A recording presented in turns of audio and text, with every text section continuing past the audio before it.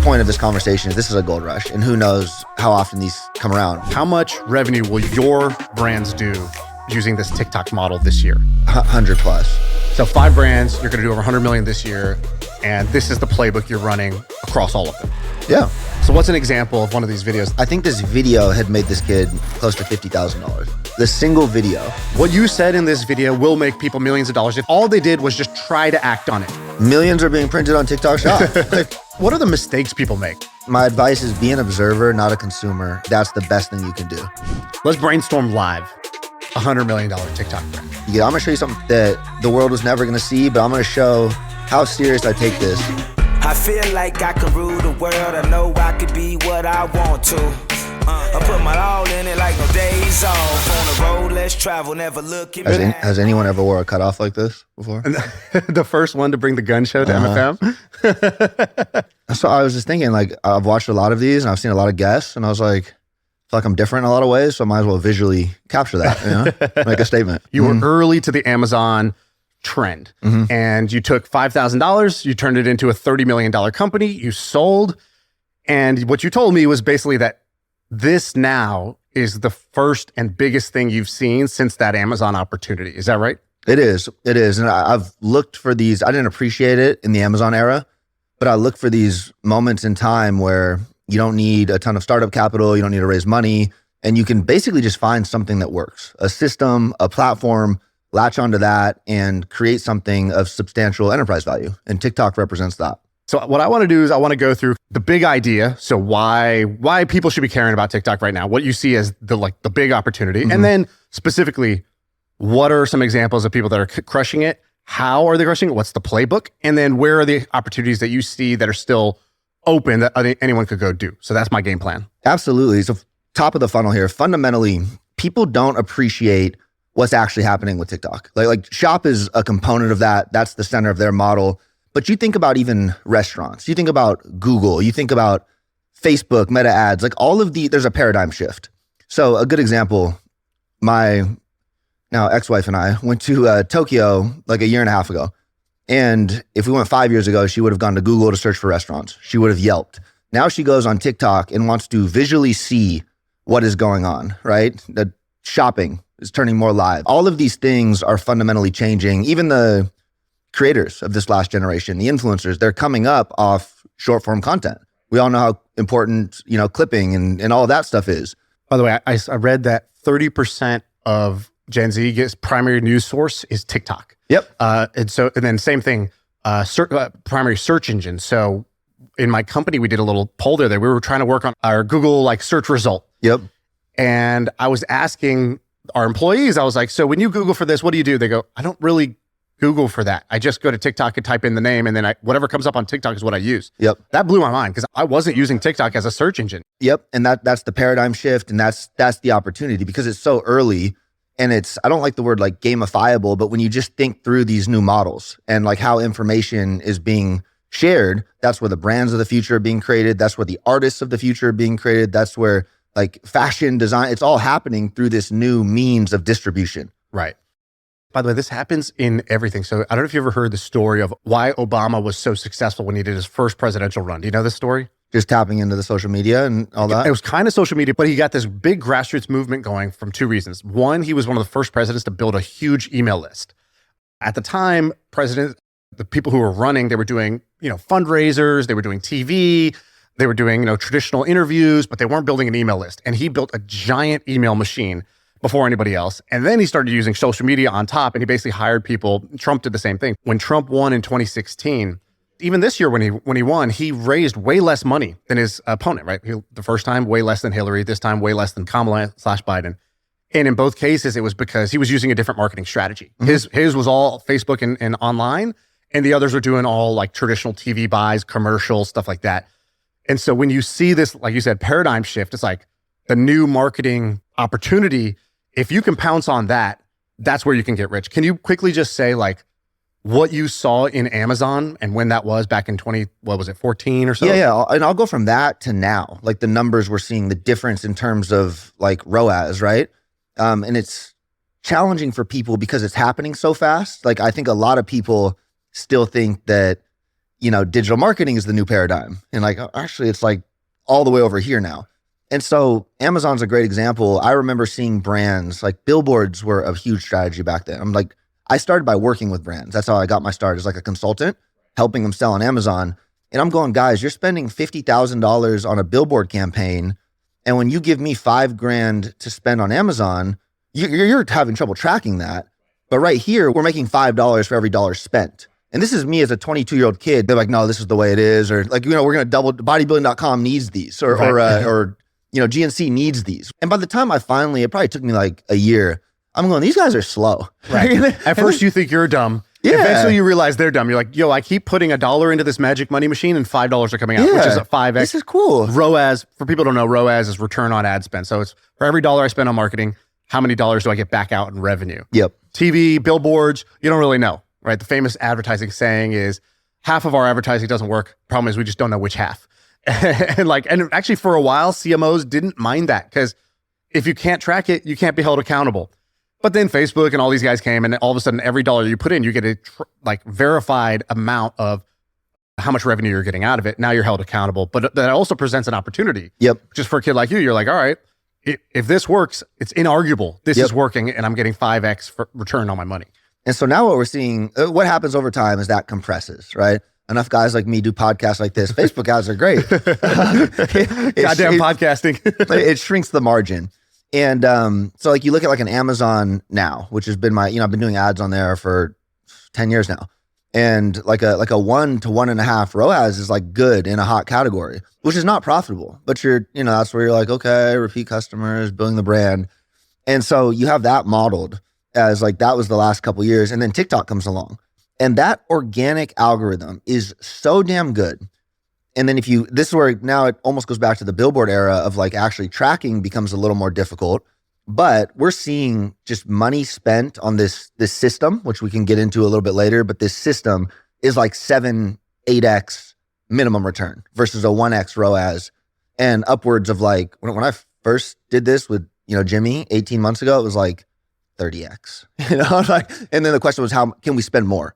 I mean, it's like PEDs for marketing, right? It's like, if I can use this channel that not everybody understands, this playbook that not everybody understands and get 7x, or I go to Facebook and Amazon, I get a 1x, 1.5x. I mean, that's like cheat codes in the game of business. Can you give people a sense? How much revenue will your brands do using this TikTok model this year? So directly attributable to like TikTok Shop, we modeled probably like 40-ish million. And overall, the halo effect of all that. 100 plus. So your brands, which is what, 3, 4 roughly brands, or how many are you running right now? 5 that I either own, majority of or meaningful. Yeah. Mm-hmm. So 5 brands, you're going to do over 100 million this year. And this is the playbook you're running across all of them. Yep. Yep. And by the way, how old are these brands? 1 or 2 years old. It's unreal. And I don't want to say things stress or scare me at this point, but it's one of those things where it's like, all right, we got to see this through, because the point of this conversation is this is a gold rush and who knows how often these come around, right? And so I feel like I'm getting to go back to my 22-year-old self and saying, hey, like this is going to be really big, focus right now, do the right things, execute, and that's where we're at. Is that a conversation you had with yourself back when you were 22 and the Amazon gold rush was happening? I took it really seriously, but you don't know what you don't know. Right. And just, I didn't appreciate, like, who knew private equity was going to come in and value all these brands, and who knew that Amazon was going to grow to that extent. It was still kind of a discount site when I was first on there. That's why brands didn't want to do it. You were in the supplements category, and you said the way the supplement game worked was you had GNC or these like retail stores. Mm-hmm. If you wanted to win in supplements, you had to win in retail. Mm-hmm. And then you're like, Amazon came around and changed the game, because now you have this online retailer. And suddenly new supplement brands could win there where you couldn't get on the shelf at GNC. Exactly. And you were saying now the same thing's happening to Amazon, basically. Exactly. There's a new one coming in and sweeping the rug and creating the opportunity where maybe you weren't going to win on Amazon, but now you can win in this new way. Is that right? Did I phrase that right? No, that's exactly right. It's these continual paradigm shifts. Like Amazon, it was, there's this brand BPI Sports who was number 1 in GNC. And then I just remember seeing that flip where Amazon all of a sudden was like 50% of their revenue.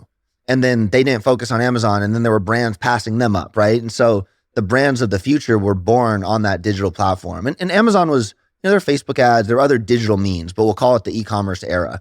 And now it's happening again with like the short form discovery era. So it's much less about what does your website look like, or this and that. It's like, how are you optimizing for this means of information dissemination?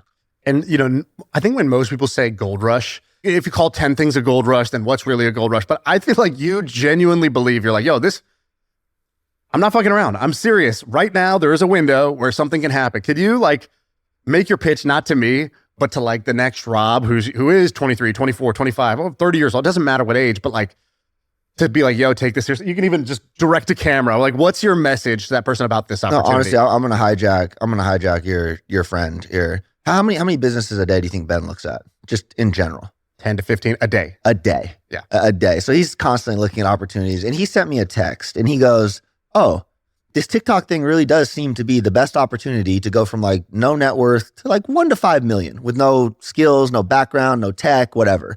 And when he sent me that, because obviously I accept my opinion is going to be biased. I do this every day. But when Ben sent me that, I was like, oh, okay, yeah, no, this is for real. And then you look at our own, we're doing this, our company growth, even though we have skills, we've been doing this a while, but to go from 0 to, 100+ million run rate is actually insane with no, we're not raising, we're profitable, super profitable. Yeah, you've bootstrapped these, right? Mm-hmm. I'm a small investor on it, but you didn't take our money for the money. You just no, we love you. You just want us to be on board. All right, so let's stop teasing. What are the brands? Tell me some stories. I don't live in this world. You do. Tell me some stories of some brands that are crushing it. What are some examples that make this real? One that I think we can start with is this company, Roost Research, and this guy had a little Amazon experience. He's 27. And this is a 9-figure play. And I just couldn't be more excited for him. And so I'm hyping it up here. But he reaches out to me 2.5 years ago before TikTok's even taken off. And he's like, hey, I'm thinking about starting a supplement brand on Amazon. He picked the right category. He's like, longevity is getting bigger. He gets on Amazon. He's doing all right. And then TikTok comes around and he pours all in on it. And 2 years later, I believe this month, he'll do north of $15 million between all online. This month. Uh-huh. So what is the product? What do they do? It's something like research? NAD, Roost Research. And it's that it's that every couple of years a new supplement category comes along where this might have long-term staying power.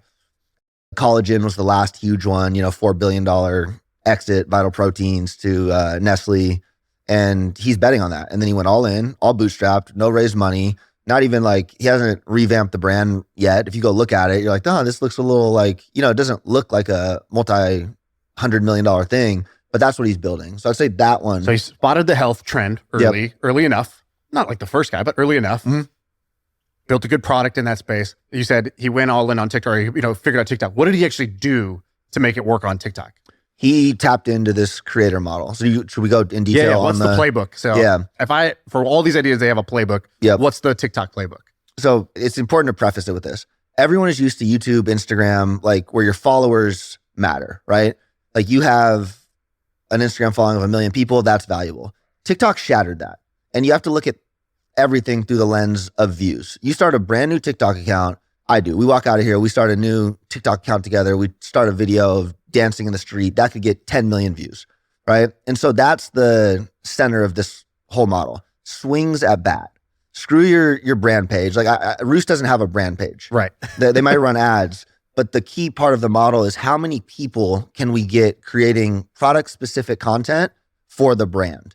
Like an army, instead of one influencer becoming Kim Kardashian or The Rock or whatever, instead of I will become famous and get a lot of followers and then sell product. What you're saying is the new model is an army of people need to create content, and then it's just the content wins. One of those pieces of content needs to pop in order for this to work. Yep. Is that it? Yeah, exactly. And the first big use case of this before product was Andrew Tate. That's how can we say that? Can we say that name? That's how he broke the internet. Not even intentionally, but he had affiliates making Tate content. Right. And so Tate's not on TikTok, but he has 500 hungry little minions who love him. And he was paying them, or they were just inspired? What was going on? Yeah, there was an affiliate commission back to make more videos for him. So like you could get people paying $50 a month by making this content. He created basically like a content MLM almost. Pretty much, yeah. No, exactly. So what was his, that's kind of genius of him to do that, because no other, we were content creators, podcasters, whatever, but if we created content, we just put it on our channel. Yep. And it was just us, or we would hire people to create clips for us. But on our one channel, yep. What he did was different. He's like, yo, here's a bunch of raw material. Send it, run it. You figure out how to go viral. And if you do, I'll pay you what, per view, or what was he doing? Per sign up, they got back to the community that would teach you how to do that. So I mean, and the end result was most Googled man on the planet, right? And so now you see that everywhere. Streamers like Aiden Ross and those guys, they spend 6 figures a month paying on a CPM metric, paying people to chop up their streams and put it out on new TikTok. Like I do that, right? With my stuff. Like someone from my team will chop this up and you might see it. Right. Swings at bat. And so now take that same idea. But sorry, when you say my team, do you literally mean like my employees, or you're like, both. We're trying to hit it from every way. And brands are too. Like this is the fundamental thing. How can you get as much good quality swings at bat as humanly possible? And sometimes it's freelance people, and then sometimes it's internally. It's a little harder on Shop's so beautiful because the model itself incentivizes it without us having to change hands. Like internally, I'm trying to figure out metrics, like, see, like all that, right? Whereas if you have talented creators, they just go. And that was Tate's too. It worked, it fed itself. The economics fed itself. So Shop feeds itself. So just to explain, instead of just sending it to famous people, influencers, or random people, what happened was certain people realized, oh shit, I can make money doing this. So instead of just doing it once, what if I made 5 videos a day? What if I started picking brands that I thought would perform well, and they started making $500 a month and $5,000 a month? You have creators that make, how much does like the most successful creators make per month? Just creators. They don't own the brand. They don't buy inventory. They don't have to run the operations. They're just making TikToks. What do you think? What do you think? I've heard that like there's like 20-year-olds that are able to make $100,000 a month. Yeah, like a lot, and way more than you'd think. I was at an event for one of our, the group that I own a little piece of, and we've had 27 people make over $100,000 in a month as freelance creators. And the important part is these are not influencers. Like Jacqueline, I have a YouTube video with, she was working as a server 8 months ago, making $20 an hour. And she made like 180 grand last month. And what they did, they go in the lab and they're basically like, all right, I have to figure out what content can I create that will make this product, interesting, appealing to other people. And then they get like, they're making like 30, 40, 50 videos a month. Most of them don't do well, but a few of them start to do well. And they're studying and learning, oh, if I do this hook, that grabs people, but it's not converting. Okay, what can make it convert better? Yep. And they're just specializing in the craft of short form content. No, not too dissimilar than David Ogilvy in the past, figuring out how to do print ads that are going to convert, right? All the great marketers in the past. It's just, instead of going to an ad agency, you're going to these creator armies where young people are specializing in how to create short form content. And direct response marketing. Yeah, this means. That's exactly what it is. And there's varying degrees of it. There's like the innovators who can sit down. The algorithm's the algorithm. You have to capture attention. You have to keep them watching, and then, something to convert. And then there's the second wave of that, whereas, one of the innovators hits what works, and then there's literally 500 kids that are going to copy that same idea, right? Only make 20% of it. But then what does that do for the brand, right? Then all of a sudden you have all these videos going nuclear. I bet you Roos show me a video. So what's an example of one of these videos that this is a great one. I think this video, last I checked, this video had made this kid close to $50,000. The creator. The single video. And he paired, a modern thing, Trump, like getting elected, with conspiracy and all this whatever. So just got into office 1 day ago and is already going after one of the most predatory industries in the world. Watch this. We have a public health system that does. So that was the hook. So the hook was, he's writing the news trend, Trump.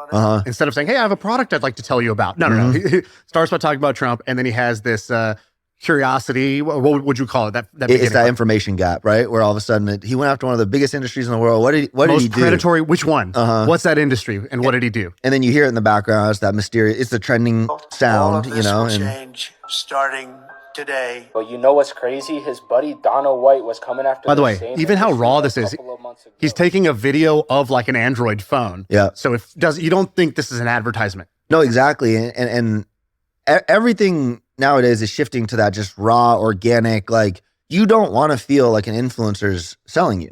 And that's not what he is. This is a random dude making, telling you a story. Yeah. Right, okay. What's he? You put the raw materials. I could skip ahead a little bit here. It's the Trump bit, and then got Dana White, more social proof. This is where it all gets interesting because around the same time they were trying to silence this doctor. Is this the scientist now? So Berg is another famous scientist. So he's building this case for something. Still hasn't told you about the product, right?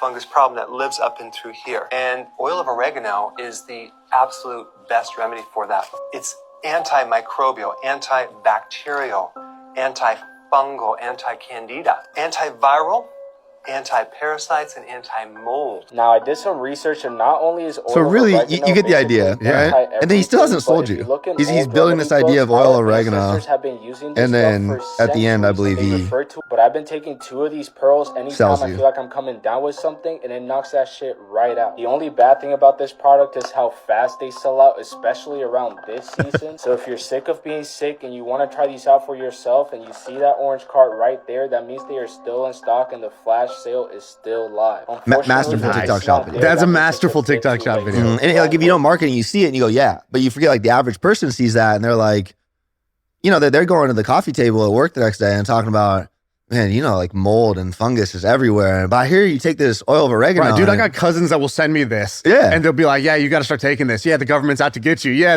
whatever. They have these like that conspiracy combined with, in ancient times, this used to be the way we do things. Uh-huh. And then, his last like scarcity call to action where he's like, the only downside is they sell out so fast. So if you see the button is orange, that means they still have it. Just get it while it's still you better there. Go. And it's on flash sale right now. Right. It's like, did you see, the brand you're invested in, did you have anyone send you content from that at any point? Like just. Not only did I have people send me content from that brand, which we're the founder of it doesn't want us talking about it. All right. But then also he sent me video of other people creating videos being like, I'm tired of hearing about this, which is like the ultimate sign of respect. It means it dominated TikTok so much, which is like the video was like, if I see one more video telling me about this, I'm not going to buy your thing. But like even that video had 7 million views of the person complaining about seeing this so much, which means mission accomplished. We got 600 million views in a month. Like that is an insane number. And that was before Shop. How much did you spend that month to get 600 million views? It was a little over $100,000. That was before Shop too. So Shop now is changing the unit economics. I'd say like not in the favor of the brands, but at the end of the day, it adds a level of scale.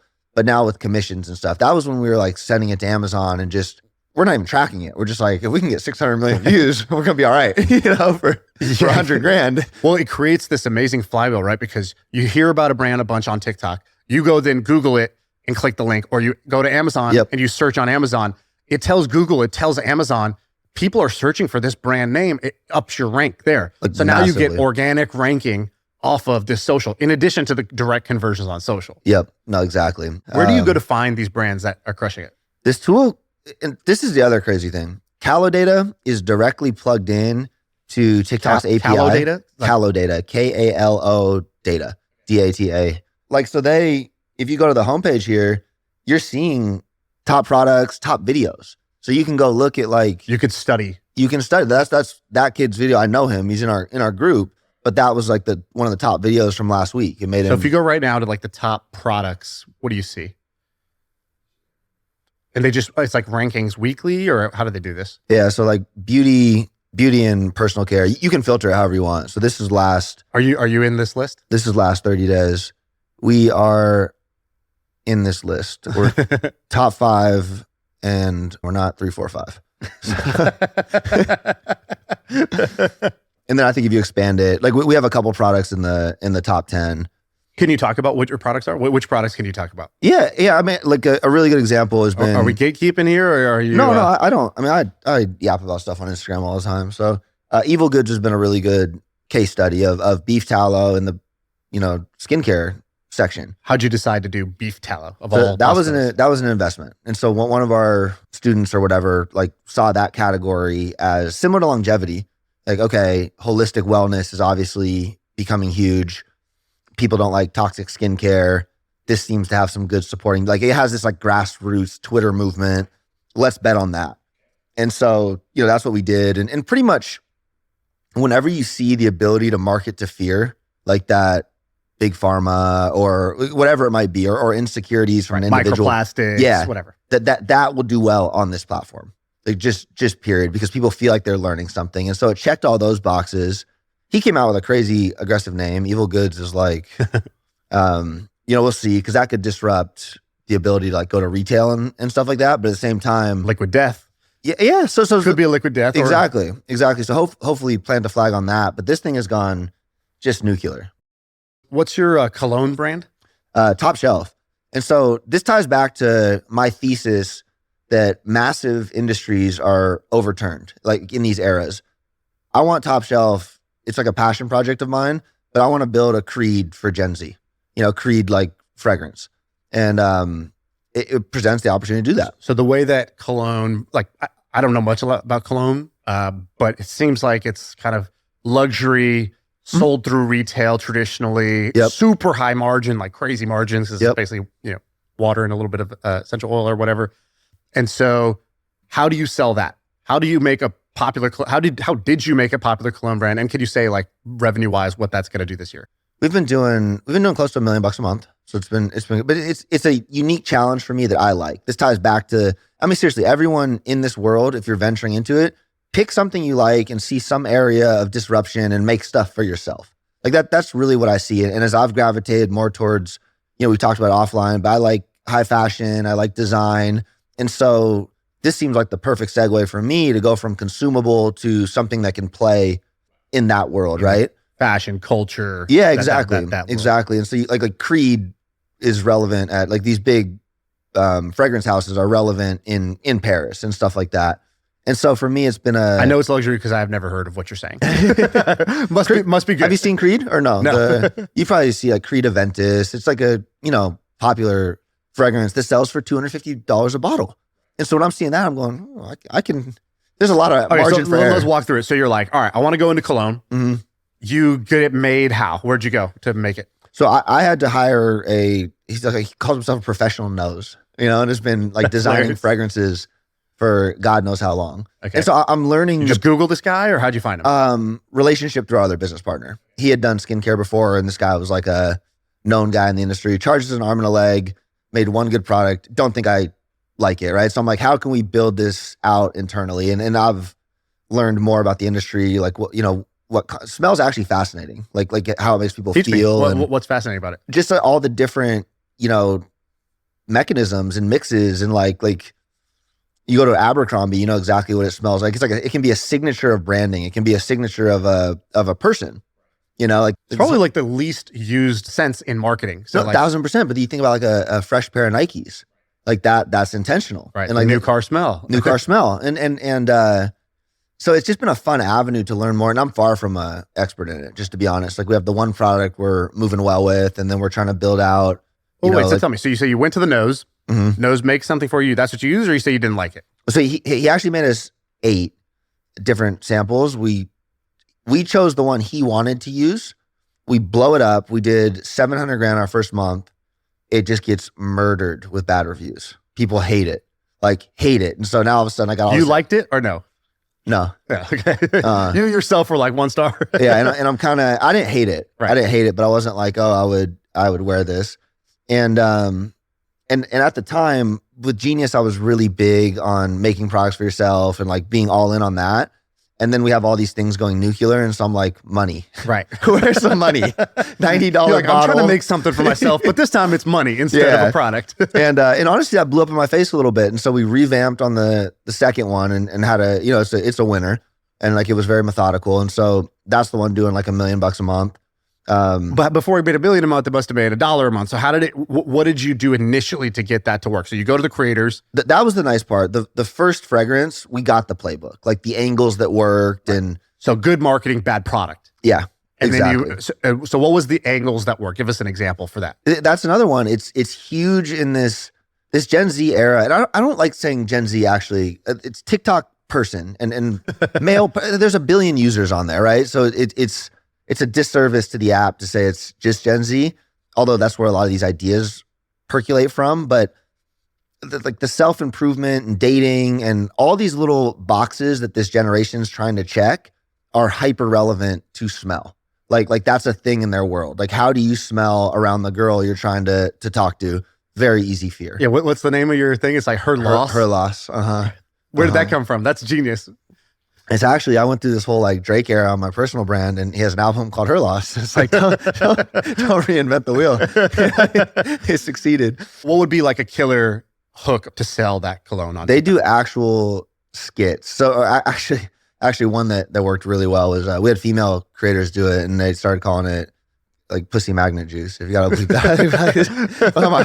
my boyfriend came home in this or whatever, you know, and really high converting stuff. There's a story. So I just did a podcast with this guy, Craig Clemens. Do you know Craig? Mm-hmm. So monster. He told the story of like OG marketing that's super relevant for this. So I'm going to retell it because his episode's going to come out too. But he talks about like one of the greatest headlines he's ever read in marketing. He goes, I got 4 for you. And the first one he told was, he talked about this headline. He goes, here's the story. This guy's a famous marketer. He's one of the best. He's known as one of the best marketers on earth. And this Hollywood actor hits him up and he says, my wife wants to launch her own perfume brand. Will you come and help us with the marketing of it? So he goes, he meets the wife. Wife says, I want to do this. He goes, say no more. I will make this happen. And he goes and he starts studying fragrances, and he goes to a mall. And you know, the guys at the mall who are like, you know, they had like a make your own fragrance thing, or like, you know, you have all these oils, you can mix your own. And he just asked the guy, he goes, what's the number one fragrance that women love? And he goes, oh, sir, easy. China musk. And he goes, China musk? And he goes, yes, China musk. It smells good. So he takes it. And this is like, you know, he's only a couple weeks in, but he doesn't go back to the Hollywood wife. He sits on it. He's like, I need to make her wait for her to value this. I need to make it feel more important. So after 3 months, he comes back to her and he goes, I'd like to meet you. I have something for you. She goes, okay, what do you got? He goes, I've traveled the world. I've tested, you know, thousands of things. I've studied. I've talked to everybody, and I found it. I found the greatest fragrance for you. She smells the China musk. She's like, this is perfect. In the meantime, he goes to a jeweler, and he goes, I need you to make me the fanciest bottle you can come up with for this thing. It's like this, like whatever, diamond shape or whatever. And so he comes up with this beautiful bottle. He's got China musk. And then he tells her, we're going to do a launch. And she goes, yeah, we could do it at this like small place. And he goes, no. We need to do it somewhere bigger. How about the Crown Plaza Hotel? And she's like, that's huge. Like we would need a few thousand people to show up. He goes, that's my job. So she bakes the bet. She books the hotel. And she's like, you better not embarrass me. So he goes home. He's like, I got to figure out a way to get thousands of people to come to this grand launch. And he goes home and he writes this headline that says, wife of famous Hollywood star swears under oath that her new perfume does not contain illegal sexual stimulants. And he goes, and then the sub is, he's like, to prove its safety and that it is not made of, not what people are claiming. She is doing a live testing where she will prove without a shadow of a doubt that this fragrance works and is safe at the Crown Plaza Hotel on this date. And like 10,000 people show up to this thing. It's like packed. He hires like armed security guards to walk in with handcuffs to a briefcase that contains the perfume. So people see them walking in, they're like, holy shit, what is this thing that's being presented in this way? And there's this whole story, and it ends up becoming this bestseller. And he's like, that headline, but he's like, you know, he broke down the elements. He's like, wife of Hollywood star, curiosity gap. Which Hollywood star swears under oath, right? That's kind of like the conspiracy, the seriousness, the drama, the stakes of the situation. Hits every point. And then doesn't contain sexual stimulants. So like, how good is it? People think it's so good it should be illegal. And you know, evil goods or the stuff you're talking about with like your cologne is like hits those same notes. Now that was back in the, I don't know, like the 70s or something like that. It was a long time ago, but same playbook, just redone today in 2025. And then Craig took it and put it in Facebook ads, and I'm taking it and putting it on TikTok. Quick side note too, for anyone, I know there's like a vast internet world of gurus and people that talk about stuff. And if a guru or like talking head in the marketing space doesn't know Craig, they're not really like tapped in on simple the world. Test. Yeah, like actually like simple, very like anyone that like I don't know Craig personally. I don't know if he knows me, but I know that operation is run like fucking skunk works. Yeah. And like he has popularized a lot of things. Like actually that framework has been seen on a Facebook ad from him that his name's that he's you don't You don't see know him. him, yeah. Exactly. He's a madman. Uh-huh. What else could you show me? So give me a couple other stories that you think are pretty badass that we should know about. The stuff that's working on TikTok. Underbrush gum is another example of really startup, scrappy entrepreneur that's doing millions a month now who makes this gum himself. And they built their own factory, and he's had a crazy rush over the last month. But like brands will go like this and then down. And you got to find the new angles, right? Like that Trump video I just showed you will work for a month and then it'll go away. Underbrush just hit a huge one this last month, playing into TikTok's going away. My small family business is going to get crushed. And it was the founder doing like some ASMR video of like how he's making it. Right. While talking about that. Yeah. And then he just gave that out. And then the army picked it up and all put their own play on it. Gotcha. So it was the same angle over and over again with different voices. And some claiming it's their business. But that did millions for him over the last 30 days. Can I put you on the spot? Yeah. Let's do a little magic trick. So let's brainstorm live. Yeah. $100 million TikTok brand. Yep. So where do we start? I'll be your wingman. I'll be your brainstorming partner. Let's go right into Gen Z and this younger generation that there's so much change. Like we've talked about Lookmaxing, right? Where explain what that is. So Lookmaxing, it's interesting to say the least. But there's this subset of young men that are hyper focused on looks, almost to the point of it being super feminine, but they're optimizing it. Yeah, exactly. And it's their heart's in a good place. Most things can be boiled down to basic human desires of they want to reproduce, right? but how they're going about it is all of a sudden have you seen those funny videos on morning routines now? It's almost like Patrick Bateman-esque, but it's just so elaborate. You mean? Yeah, trim each but there's a market there. There's not enough products there. So it's kind of like a community. It sounds silly, right? When you say it, sounds superficial, but how different is that than, maybe the bodybuilding movement in the early days? Where it's these guys who take it really seriously and they're counting the reps and the sets and they're figuring out, what type of training is going to lead to this muscle right back here, the lower head of the tricep. And it's to anyone else, it sounds like overkill, but they got into it. They got passionate about it and they wanted to what if we took this to the nth degree? Brian Johnson doing that with longevity right now. Yeah, it sounds crazy. It's easy to make fun of him, but he's like, I'm going to take it to the full Monty. Yep. And there's people who rallied behind that and they think that that's cool. And you're saying Lookmaxing is this early wave where people are doing that. They're taking their looks as seriously as women take their looks. Yep. Because we all know women have this huge, tutorials on eyelash extensions and every little, nook and cranny.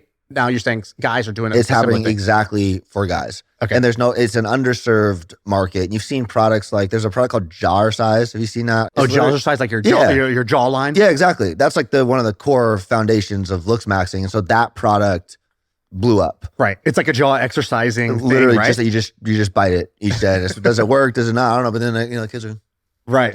mewing. And so you're just studying culture, it seems like. You're just watching. Mm-hmm. And I want to point out one thing, which is I had a really early friend in Silicon Valley teach me this. I never forgot it.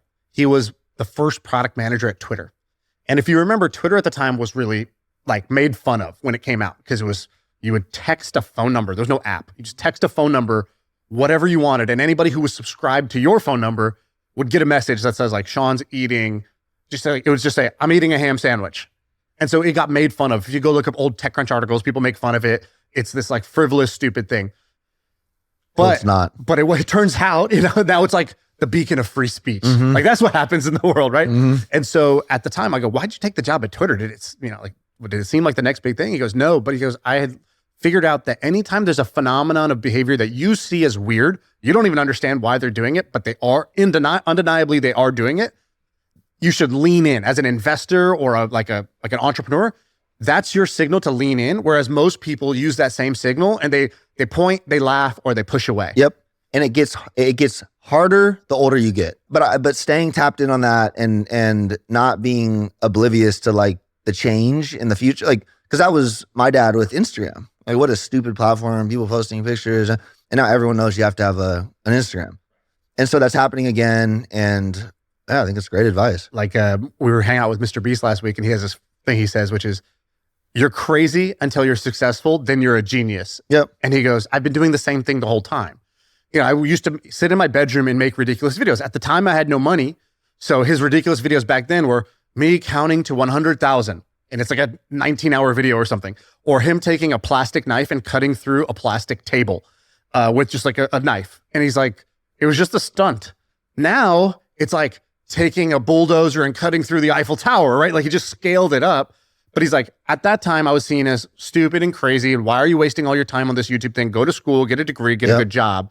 And now I'm this, I used to be weird. Now they call me passionate. I used to be, I used to be kind of like, crazy. Now I'm obsessed. And he's like, I didn't change the whole time. And so kind of what you're saying is you see the culture doing something that seems novel, seems new.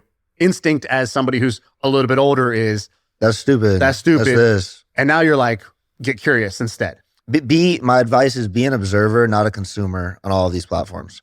And so observe what's actually happening. Like hold your opinion to yourself, just be super matter of fact and observe. Because if Lookmaxing views are going up month over month, that just is. I don't really care what your opinion on it is. Like that just is. That's fact, right? And work backwards from that. But so Lookmaxing, I mean, with that, all of a sudden it's literally, this is how broad it becomes. Just like when pet supplements became a thing on Amazon, it's a category that becomes potential billions overnight with nothing in it. And so who makes men's skincare products well? Like 2 or 3 brands that aren't even focused on it. And so, I mean, right there, you can build anything. So you would be like, Lookmaxing trend, go, and then you would brainstorm maybe like skincare. Mastic gum, like jawline stuff. Yeah. I like to look at exploding topics, and I like to still look at Amazon data. Like there's different tools you can use, and you'll see searches for those things. And do you get afraid, somebody's already doing this or whatever? No, it's like more validation of the idea. And then you're going to try to out horsepower them on the marketing. And then you come up with the hooks. So like, what would be like an example of a hook? Let's just go Lookmaxing. Now, what's an example of the product? It would be like a gum or like a jaw thing, or you think skincare? Which one would you go into? Let's just say a gum. Because what? Consumable, novel? Repeat buys, probably relatively straightforward to do. Okay. And now you have a gum. Great. We got our product. You want to name it as part of our improv here? Ooh. ChatGPT. Yeah. What would you prompt? Because you use AI for a lot of this stuff. A ton. I actually do. And let's do it. Let's go on ChatGPT. Yeah. It's actually gotten so good. Do you think the jaw angle is the trick with the gum, or would it be breath, or what do you think? No, it would be jaw. You'd call them feminine in some capacity for not having a strong. I like how your brain went there. Like I have this phrase that I say, which is the only positioning is counter positioning. Yeah. Like a lot of people just want to say their position. Oh, we're healthy. We're good for you. We don't. And it's like everybody is saying those same things. So you got to be counter. You got to have something is the enemy, or you got to diagnose a problem and then sell the solution. So the only positioning is counter positioning. So what you're saying is if you're not working on your jaw, you probably have a feminine jaw. Exactly. And if you can live with that, if you can sleep at night with that, then that's on you. Okay. Yeah. Okay. So I started by asking ChatGPT, like, do you understand Lookmaxing?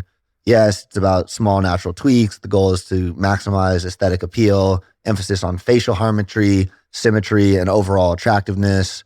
I'm creating a product for a jawline enhancement gum, something every day. And I like dual meanings and stuff too. I love when names have like I like double entendres. I like stuff like that. So that's where I would probably go with this. I would say that would consume every day. I'm looking for a clever, powerful name that has, dual meaning. Chisel. So Chisel's a nice, I feel like that's a nice name. Is that what it gave you? Chisel? Yeah, Chisel's the first one. Masticate is chewing, but also sounds intense. And Chad Chew. These are all great names, Aesthetic all right, I jaws. like Chisel though. Chisel's good. Yeah, Chisel's my favorite so far. All right, so we got Chisel gum. Yep. And now you got to come up with how we're going to market this. So you're going to go to your creator army. Do you tell them what you want them to do? Or you just let them go wild? No, I let them go. And this has been part of respecting the future, but understanding that I'm not the person in that anymore. Right. Letting go. Yeah, exactly. And so let's pretend we're those creators. We're not. So we're going to be, white belts at this, whereas there's black belts. But like I see videos trending on TikTok all the time about transformation. So it's like weight loss, whatever. And so you could almost make it where you're not talking about a gum, obviously. It's like somebody being like they use the trending music that people are using. They would in take these a fitness influencer and they would put him up there and they would like highlight the different things on the facial symmetry and this and that. And then like look at his jawline. Right. And what you're saying, why this person is attractive. Mm-hmm. The human mind is attracted to symmetry, the golden ratio, stuff like that. You would use like, oh, I'm kind of teaching you a science about why, or you could even do like why guys don't think this guy's attractive, but girls do. Yep. And you're like, oh, okay, what's the difference there? Or you could do a transformation and be like, I did 5 things. I took creatine. I did this. Yep. The third thing is I started chewing this gum daily. Honestly, I didn't believe it, but look at this. Boom, boom. And then you're like, it's available on Amazon. Back to my story about like, my transformation. It'd be a video like that. Yep.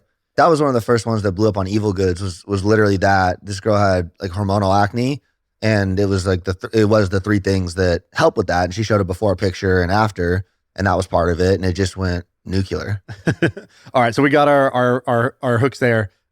We got our brand, Chisel. So what was the other one you said? You're like, basically we can fund a startup right now. We can find an operator. It's a request for operator. Yes. Luxury Pet is screaming at me. Like Louis Vuitton is doing full pop-ups of $500 dog bowls.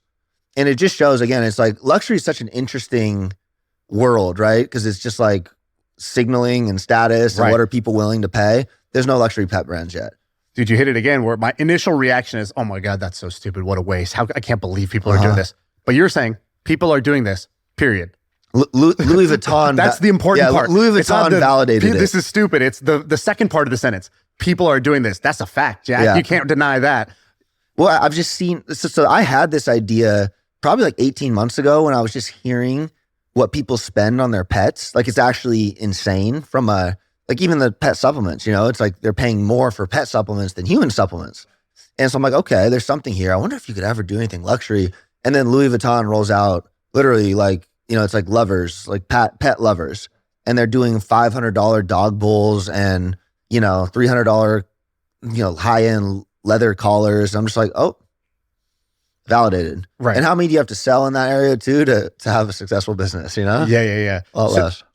So my initial hesitation would have been, can you build luxury on TikTok? Like, isn't TikTok kind of like, it's more like a Walmart than it is like a luxury, but maybe I'm wrong. Maybe it's just there's a billion people on it. And so you can't generalize like that. And that's what I love. That's why I said, let's not do a disservice to the app and the platform they build. That's what I did on Amazon with Genius. Genius is a very high-end supplement brand. Like we were selling, we had a $130 product that was by all intents and purposes like luxury. And like, oh, that would never work on Amazon. It's a discount site. And TikTok has a lot of those components in it now too. But again, you tie back to 1 billion people and you tie back to, my cologne's $90. So it's that's not cheap, right? It's not a $30 cologne. $30 colognes outsell us, but I only need to sell one of those for every 3. And it's done well. So I think it's there. And how would you, if you did this luxury thing, like what would you do to build the brand? Because I think you study high fashion. You study like kind of the cool stuff in culture. What would you do if you were translating that to the TikTok world? What would you do for luxury pet brand? Do you know Renee Girard? Like Peter Thiel's? Yeah, like mimetic theory. Mm-hmm.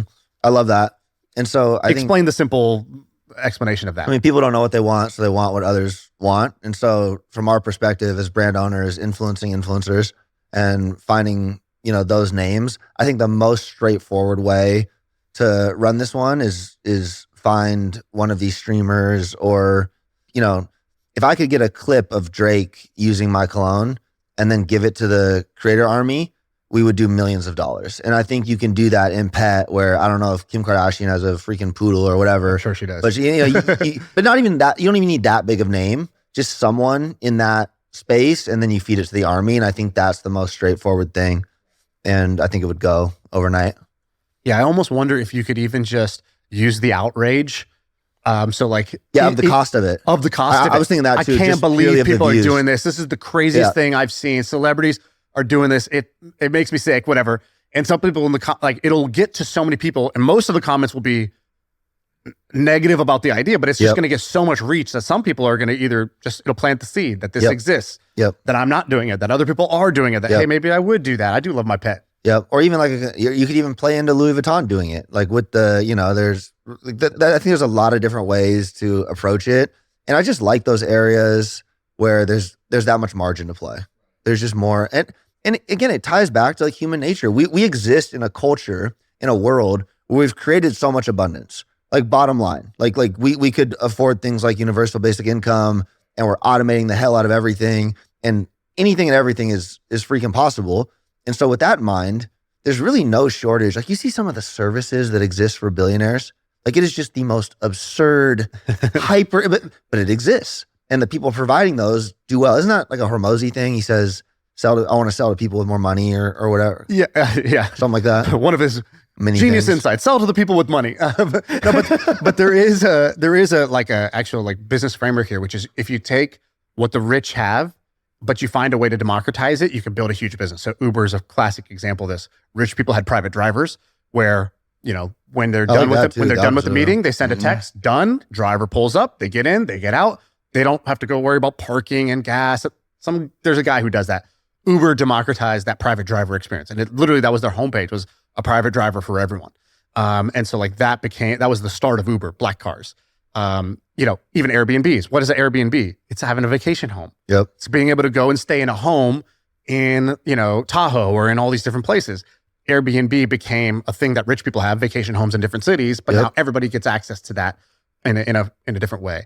Marquis Jets was private flight. Yep. So instead of buying a private jet, $50 million, $100 million, you would instead buy a fractional share and get to ride certain hours. And there was a huge market of people that wanted to do that. Even JSX now, probably to some extent. Dude, right? JSX is exactly like that. So that's a bit, if you can find a way to drop the cost. And even Duolingo, like we have rich people who will hire a Mandarin tutor for their kid.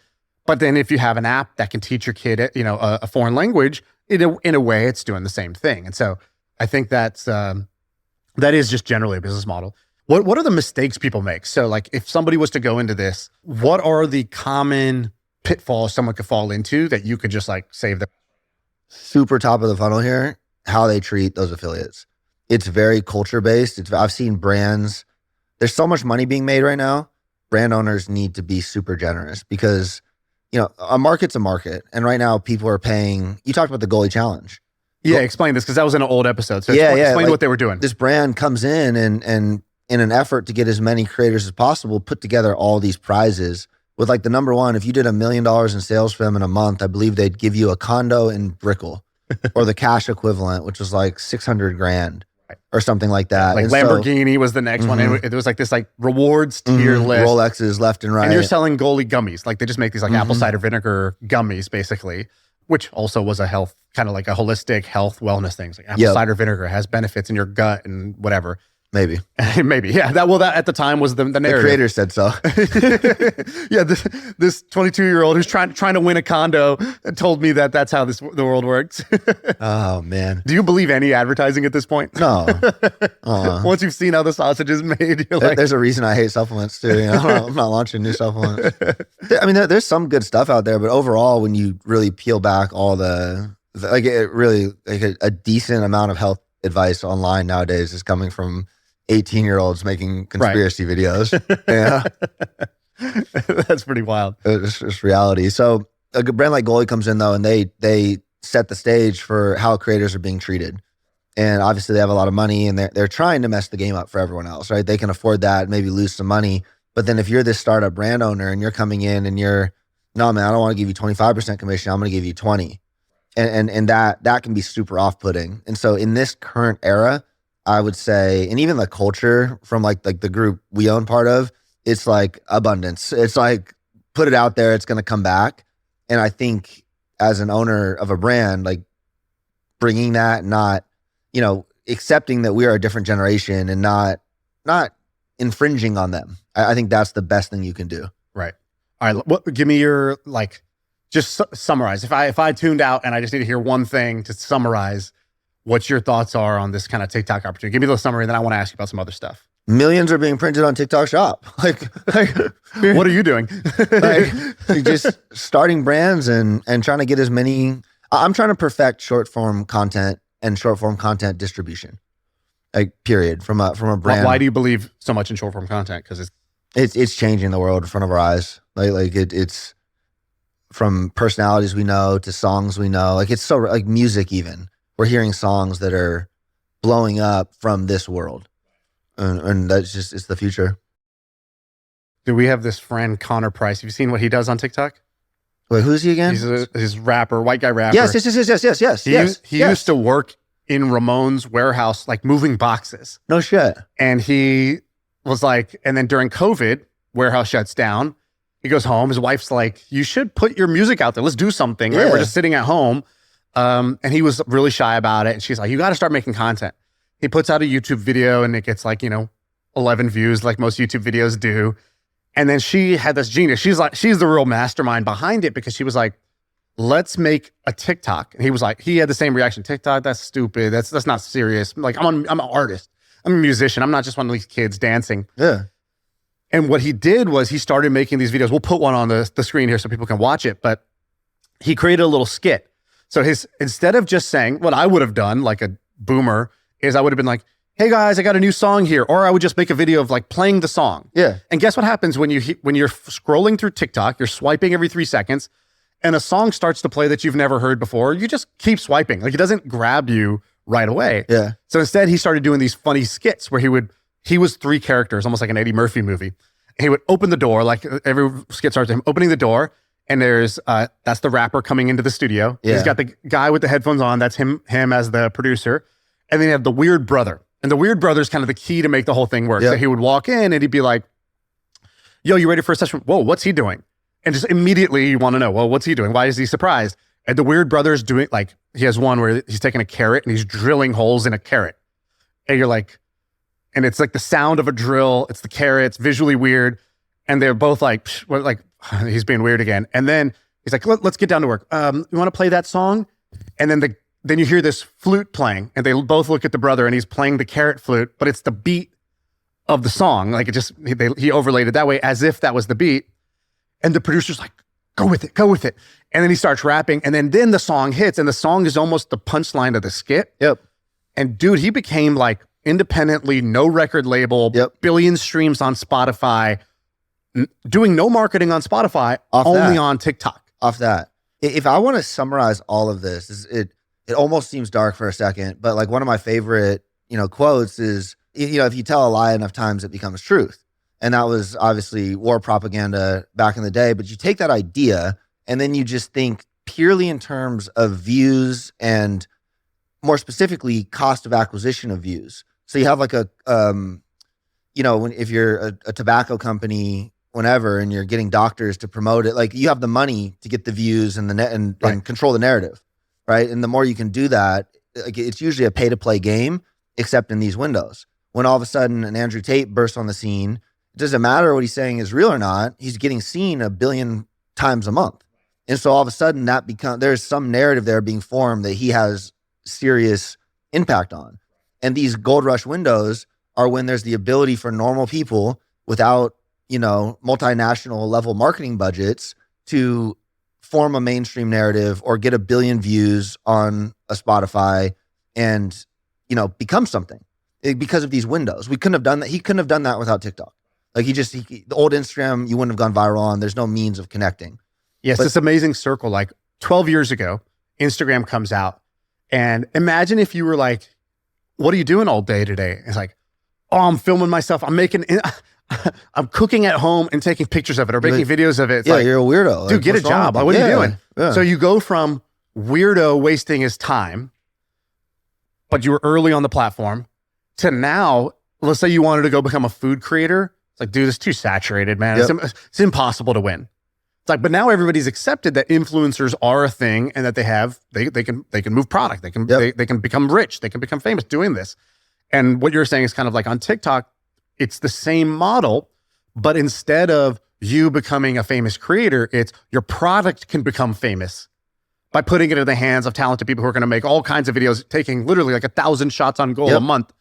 And if they get the right story or the right premise and they keep innovating on that, your product gets famous that way. Yep. Whereas, dude, you weren't going to be able to walk into Walmart or Target and get on the shelf. Yep. You're not even going to be able to really go onto Amazon and just rank #1 in these categories because they're so competitive. Not anymore, right? You're not going to become an influential creator on Instagram. It's harder this is where the green field is. My dad called me an idiot when I was pouring into Amazon. Like actually, like, you know, like questioned my sanity as like as a human, right? Like it was like a crazy experience. Now in hindsight, it's like, God, thank God. $30 million later. Yeah, thank God I didn't listen to my parents, you know? And it's just weird. That's why I admire guys. Elon's a good example. I think when you look at things from like a very ground up perspective and don't take the common, there's so much arbitrage everywhere because humans are narrative machines and we live off that. So it's like common knowledge becomes whatever. And yet technology is reshaping everything. And that's why I just want to keep leaning into that and I think more people that aren't afraid to just send it with like that in mind in some capacity, the more it gives others the confidence to stand up on their own right and do their own thing, you know? Right. I like that you said send it. You have this phrase I like. So we talk about Lookmaxing. You have said this phrase before, life maxing. Yeah. And I kind of like the philosophy, but I don't really fully know it because we've only hung out in group settings a bunch of times. What is the life maxing philosophy? Is this something that you think more people should be kind of taking as a mantra? Yeah, I think so. I think there's a lot of existential dread in today's world. And there's also a lot of us trying to ascribe... Even amongst successful people, you mean? Especially amongst successful people. And it manifests in all sorts of weird ways, you know? Look at Ryan Johnson. I'm kidding. That's a crazy take. But love you, Brian. No, he's awesome. He really is. And I think he's a good example of someone that's all in on life maxing. Because my thing is we have this... He took it literally. He did. Yeah. Lifespan maxing. But we have this blank, scorecard, right? And we have this finite time here on the earth. And I think the more you can fill it up with things that you thoroughly enjoy and then kind of like maxing out those stats, so to speak, we're capable of so much. And instead we fall into this like, oh, I'm only going to chase money, or, oh, I'm only going to do this, where living a well-rounded life. What's the difference between just being well-rounded and life maxing? Are they the same thing with just a cool name, or is there a difference? I don't see many people. It ties back to that full sending it thing. I don't see many people that are really like, yo, I'm living for this. Like, what was your shower thoughts this morning? My shower thought was, I realized that the optimal way in terms of how the optimal mindset for me is to be ignorant of the past, realistic about the present, and delusional about the future. Yeah. Too many people are living in their past, or they vacation there all the time. They just keep going to visit. And they tell themselves it's for all kinds of reasons. Maybe it's therapies telling them to go think about their childhood. Maybe it's they're saying, I'm going to go learn lessons. Reality is, the more you live in your past, the less happy you are. Yeah. You want to be delusional about the future. Why not? Why be realistic about the future? Because you can be, only when you're a little bit delusional about the future do you actually like kind of blow your own mind. Yep. You get to do more than what you thought was reasonable.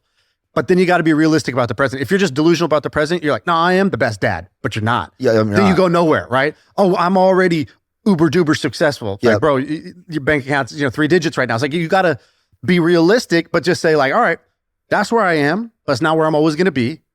Forget the past. It don't matter if I failed 10 times. Like the most successful people, when you talk to them, they're like, yeah, for 10 years you grind it. And if you ask them, be like, what was that like? What were you doing? It's almost hard for them to even remember. Yeah. And it's not because it was so long ago. It's because there's actually like a useful part of your brain that just blocks it out.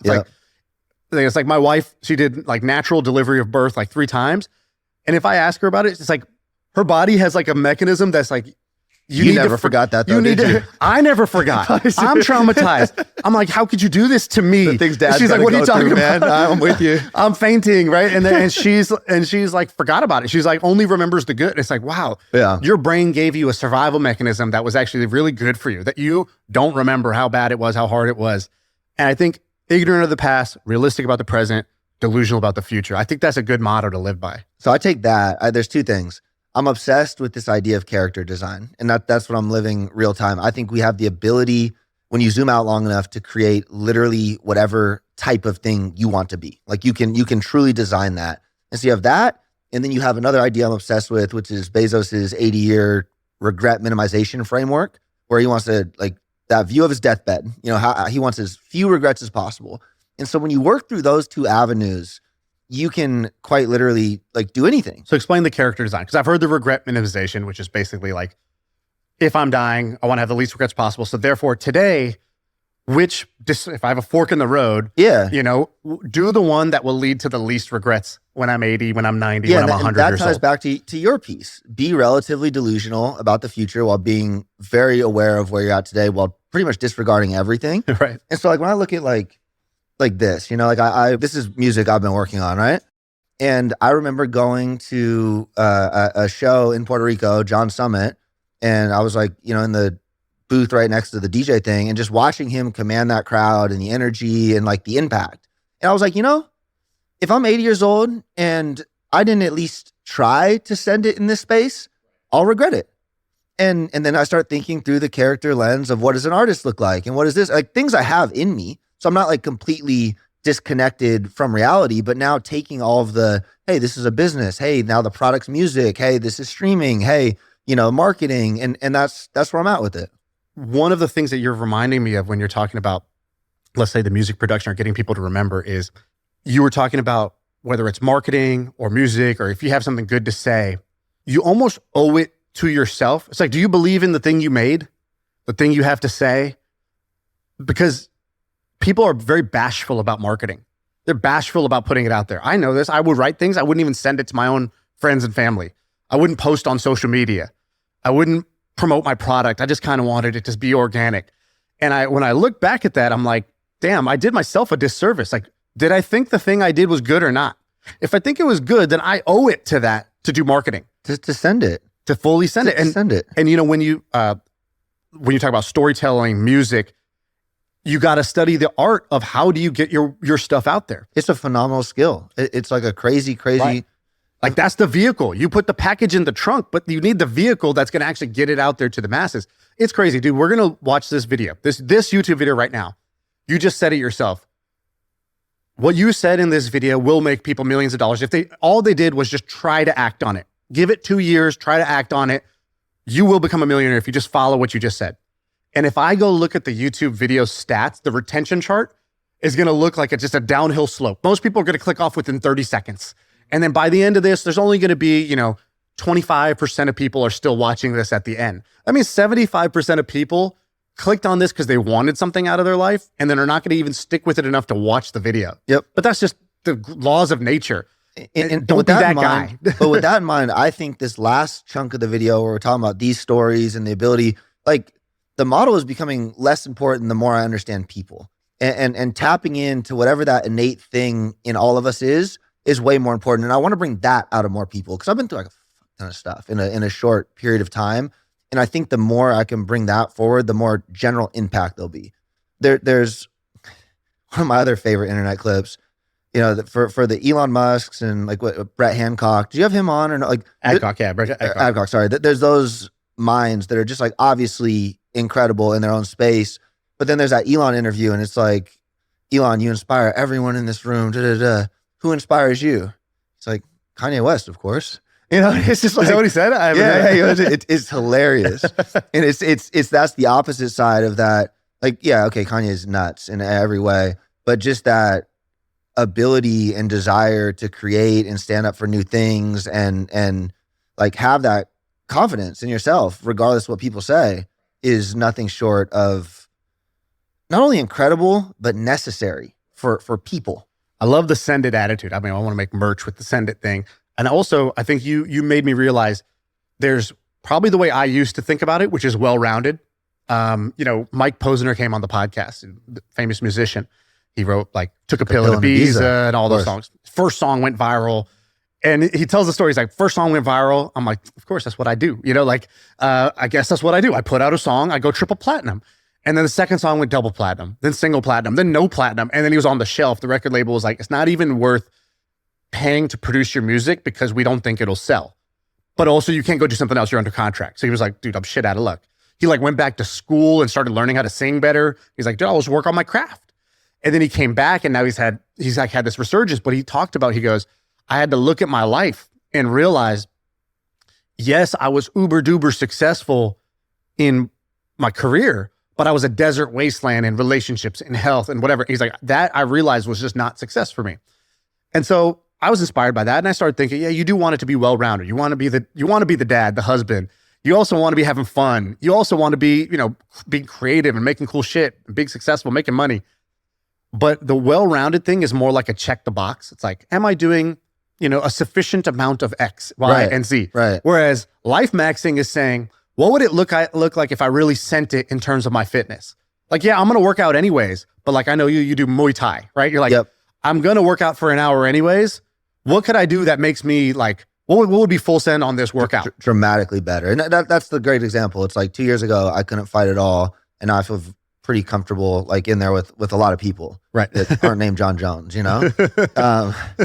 but just taking things seriously and really putting that notch on your belt. It's like now music or even like learning Spanish is one that I'm like gonna do. And I'm gonna take it very seriously. And it's not gonna be I'm half learning Spanish. I'm gonna be fluent in, Do you do these one at a time or how do you like, that's what I'm discovering. How do you not stretch yourself too thin? That's what I'm discovering. It's like how much, and I like that healthy balance of pushing yourself we're capable of so much more than we give ourselves credit for. I've already seen that, but there is some line. And so I don't have a good answer for that, but I'm trying to also be an open book and show it all real time.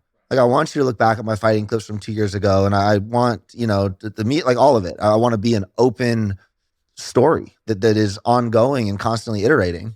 So this year Jesse Itzler came on the podcast and gave this idea of a misogi. He's like, there's this Japanese tradition and the way kind of the American translation or the way he translated the Japanese idea is one grand challenge a year, but specifically like do something so grand that it changes you. Yeah. That it changes you. So then it's like, for him, it was like he ran this 100-mile race. Like, and every year he picks a different one. One year was write a book.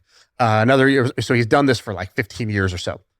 And I was like, damn, I never really do something like that, right? Like I have like New Year's resolutions, things I want to improve about myself, but I never really like put out the misogi, the grand challenge for the year.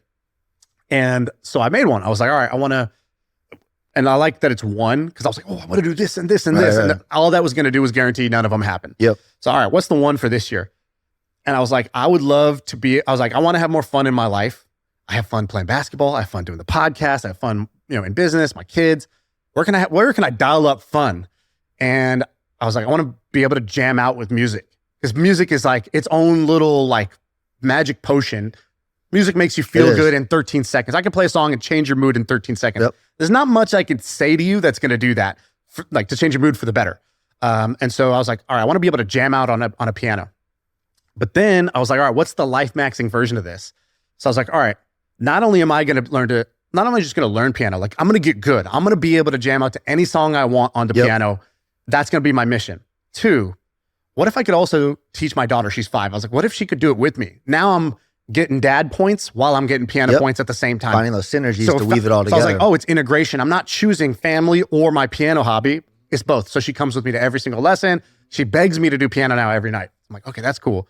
Then I was like, all right, what would be like the max out, the full send version of this? If I really was to send it, what would I do? And at first I was like, what would I make a song? Would I perform at a theater? And I felt like, that's kind of playing somebody else's game. So I think a key part is like pick what's real for you.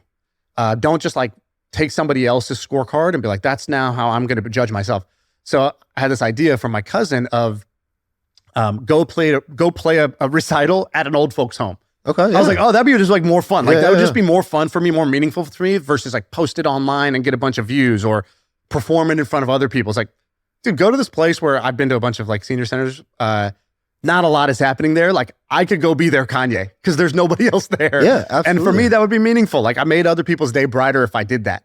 So I was like, to me, that was a real learning lesson of like how to choose these side quests, how to choose these misogis, these 1 year challenges in a way that I'm going to use now going forward. Absolutely. No, I think you hit the nail on the head with it being hyper individualized. Like my life maxing scorecard is not yours, and it shouldn't be. We're all drawn to different things, and I think keeping it individual is important while keeping that, like my main framework is like, don't let anyone else dictate it for you, or don't let anyone tell you what you can't be or can't do. Right. What's yours? Like, what does that scorecard look like for you? So I'm like, Muay Thai is starting to take like a back burner thing. I'm putting, being a dad at the top of that, which has been, so that's like reshuffling everything. Cause I'm learning what it means to be present as an individual. And that means like, way less phone, which inherently means. Like it starts to crumble some of the other pieces. But the beautiful part of this is when you put your priorities in place, things start to handle themselves. Like then all of a sudden you start thinking smarter just naturally. Like, okay, like that still has to get done. So I have to trust, my team for that and this and that. And so that's at the top of it. The music is the second piece, and then still the other, it's like I'm taking content as one of these things now, like just from a storytelling. Like some of the stuff I'm gonna do on YouTube, I think is gonna. Well, let's talk about content real quick, because when I first met you through a mutual friend, you showed up and you had this again, you always have a different crazy outfit on. And somebody was like, oh, you got to check out his Instagram. And I was like, bro, I was having a great conversation with you. And then I went to your Instagram. That's not and this guy. I was like, I would never talk to this guy. Your brand name was like the Genius CEO. Every video was like Dan Bilzerian meets Instagram meets drop shipper. It was like, oh man, this guy's selling courses, and every video was like over the top. He's talking about how you can make millions instantly. It was a get rich quick vibes. But I met you. I was like, dude, yeah, and you were like, you're like, it's an experiment. Like I'm intentionally turning that knob up that way because I want to see what happens. And you were into that at the time. I think now you're making a shift. But can you just describe what you did there? Because I almost once I met you and I was like, oh, he created a character. So I was like, that's actually respectable in a way. I'm huge. Like one of my core things is obviously intense ownership of oneself. And one of my problems after I sold that business with Genius, I had my first daughter. I was really frustrated with the world. Like I just was. And it started to become a cope and other people have weird ways of ducking ownership and responsibility and disconnecting from their own unhappiness. And I remember just thinking okay, I don't like where the world's headed. And so I could sit there and keep crying about it, or I could try to have some influence or some dent on it. And that's what kind of drew me to intentional social media. I had tried to do this cool health content and I was doing not full Brian Johnson, but Dave Asprey level stuff 7-8 years ago, hyperbaric chamber, red light, and literally nobody cared. It's just, nobody cared. And now in hindsight, it was the nice guy was finishing last. Yeah, and in hindsight, it was I didn't know how to make the content yet, right? But I saw this clear formula of, oh my God, if I post a car, I am actually rich. I still have a business. And if you post a car or a watch or whatever, people respond. And so as that started to work, I started doubling down on those things. And it wasn't until you kind of got to play the game to change the game a little bit. It was my opinion. And that's when you met me, kind of in that wave where pseudo relevant, even if maybe not in the right lens. But until you have learned those skills and learned to kind of, develop a platform, then literally nobody cares. Nice guy does finish last. And so I guess that's just been my personal evolution. It's been fun because I'll be the first to say I got way too far in that stuff. I got lost in it. That actually does happen. Ben, your partner, flagged that for me 7 or 8 months ago in a really casual Ben way. But Ben's non-confrontational. What did he say to you? It was just something along the lines of well, if you do that stuff enough, don't you start to kind of believe it or become it? And that stuck with me. And I don't think he knows that stuck with me. I don't even know if he remembers he said that. But there were a lot of little things like that prompted me to go. It's like an actor. You stay in character because you're doing it for the role. But then at some point, it's method acting. Yeah, you lose yourself you get lost in the sauce. And actually, that happened to me. And unfortunately, a lot of the things I was leaning into do make you cool or whatever. So now there's this audience that looks up to you in a very specific light. So you have two choices. You keep down the same path, or you say, whoops, this is what I actually am. And so I feel like I've separated a lot of the negative parts. Well, I love fashion. I love design. I genuinely do. I think it's individualism. I think there's Can we do the fashion? Okay, so here's me. I have Nike shoes. It should have been just New Balance to go full dad mode. I'm wearing sweatpants and a plain black shirt. Those Kobe's though? No, these are not Kobe's. These are $90 Nikes. I just like this color of green. So let's go head to toe. Teach me what you got on here. Full San Francisco. This is full, and I love it. I got matching socks today. That's only because I knew I had to step my game up for you. Normally it'd be mismatched socks. It'd be more sweat jeans. These are Lulus at least. And then this might be my daughter's, but I was like, oh, hold on. He's going to have hella accessories. Let me come strong with the I got less accessories than usually. So I'll start with the wrist. How much do you think this is? You start with the wrist. Is that part of the fashion? No. Build around this? I don't want to talk about Louis Vuitton. So okay. That looks It looks fancy to me. All right, my honest guess would have been that that's a $20,000 watch. This is a vintage Oakley from like the 90s, and it was like $3,500. Okay. So I don't believe that like expense and cost. Like I have some expensive stuff, but I think like it's way cooler to put together like unique kind of stuff. This shirt is this gentleman. The brand's ERL. I can't pronounce his name, but he's like the head photographer for Vogue, and like he did all of Kendrick Lamar's stuff. And again, not super expensive, but like very on the come up. The jeans were from Kanye's. Like this was probably like, it's not cheap, like probably $300 or something, but not mind blowing. Kanye's Free Larry Hoover tour with Drake. These were probably like $150, like $200, not expensive. Louis Vuitton boots, which were expensive, they're $2,500. I love what Pharrell is one of my business idols. I think there's a huge gap between like artistry, culture, and actual business. Pharrell has that quote. It's creativity without business is victimization, and business without creativity is just dumb. And I think he stepping into the head of Louis Vuitton, like a brand I would typically never wear or care about, is the perfect example of those two things merging, creativity with meaningful enterprise. Bernard Arnault's top 3 richest people because of that. All right. I got a little bit cooler. I don't think I could pull it off. I think you can pull it off. But maybe, I don't know. You got to give me like the dad baby steps version of these. I'm going to start at the wrist. Take it simple, and then we'll go from there. Actually, I should just show up for, we should have done a thing where it's like, I don't know if you've seen Rick Glassman. He does these interviews where he does a podcast, but he'll go, and then it'll cut and they'll switch outfits. That's funny. It's so funny when they do shit like that, but we'll just pretend I did that. That's awesome. Rob, thanks for coming on, man. Everybody should find you. Rob the Bank, which is one of the greatest handles of all time. Thank you for that. You were already saying it. I didn't come up with it, but I was like, dude, that should be your handle. Way better, huh? That should be your brand. What is this? The Genius CEO? No. You should be Rob the Bank. And just wait, full disclaimer before we, my last company was the Genius brand. So I didn't just, it just looked bad. It looked bad. But no, thank you for having me. Seriously. Like this means the world. No, I really appreciate it. Awesome. Thanks for doing it. I feel like I can rule the world. I know I could be what I want to. I put my all in it like no days off. On the road, let's travel, never looking back.